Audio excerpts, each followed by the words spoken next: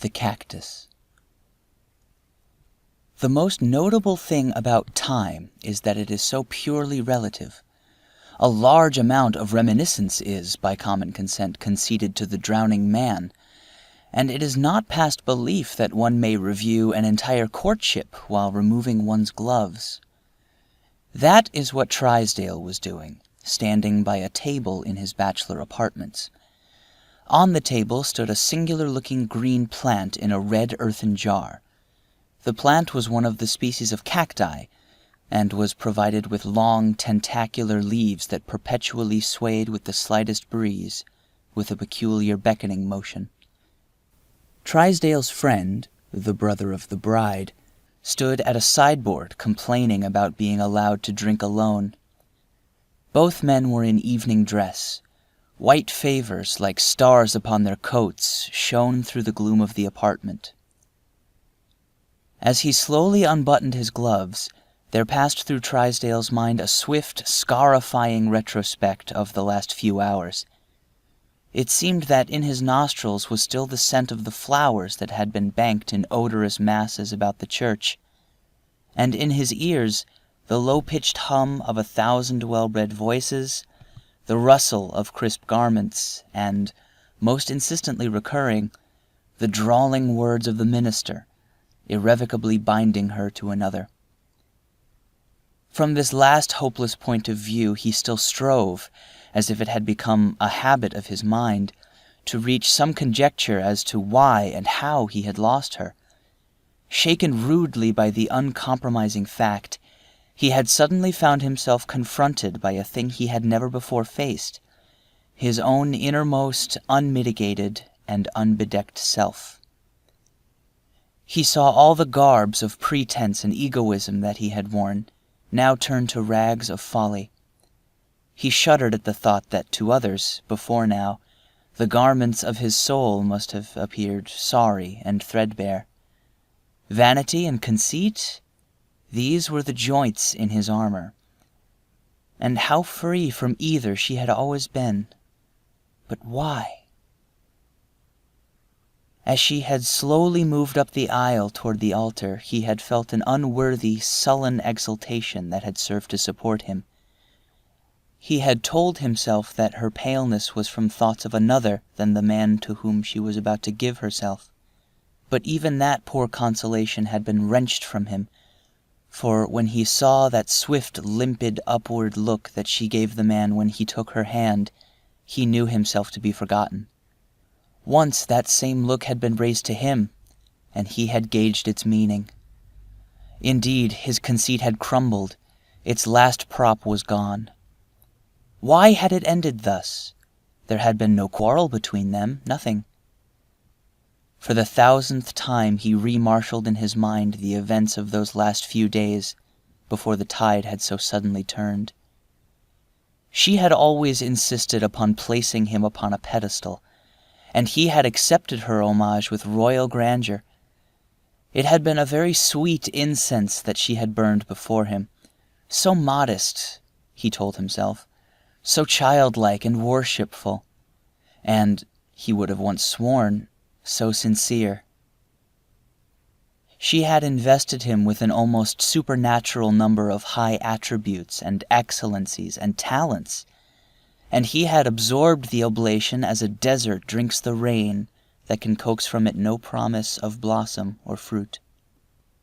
As Trysdale grimly wrenched apart the seam of his last glove, the crowning instance of his fatuous and tardily mourned egoism came vividly back to him. The scene was the night when he had asked her to come up on his pedestal with him and share his greatness. He could not, now, for the pain of it, allow his mind to dwell upon the memory of her convincing beauty that night. The careless wave of her hair, the tenderness and virginal charm of her looks and words. But they had been enough, and they had brought him to speak. During their conversation she had said, "And Captain Carruthers tells me that you speak the Spanish language like a native. Why have you hidden this accomplishment from me? Is there anything you do not know?" Now, Carruthers was an idiot. No doubt he Trysdale had been guilty, he sometimes did such things, of airing at the club some old canting Castilian proverb dug from the hotchpotch at the back of dictionaries. Carruthers, who was one of his incontinent admirers, was the very man to have magnified this exhibition of doubtful erudition. But alas, the incense of her admiration had been so sweet and flattering. He allowed the imputation to pass without denial. Without protest, he allowed her to twine about his brow this spurious bay of Spanish scholarship. He let it grace his conquering head, and among its soft convolutions he did not feel the prick of the thorn that was to pierce him later. How glad, how shy, how tremulous she was! How she fluttered like a snared bird when he laid his mightiness at her feet! He could have sworn, and he could swear now, that unmistakable consent was in her eyes, but coyly she would give him no direct answer. "I will send you my answer tomorrow," she said. And he, the indulgent, confident victor, smilingly granted the delay. The next day he waited, impatient, in his rooms for the word. At noon her groom came to the door and left the strange cactus in the red earthen jar.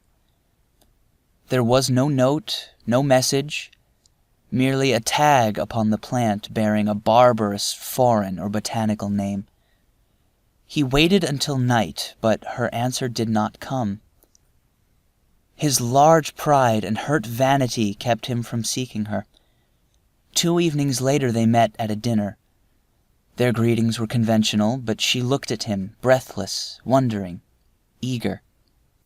He was courteous, adamant, waiting her explanation. With womanly swiftness she took her cue from his manner and turned to snow and ice. Thus, and wider from this on, they had drifted apart. Where was his fault?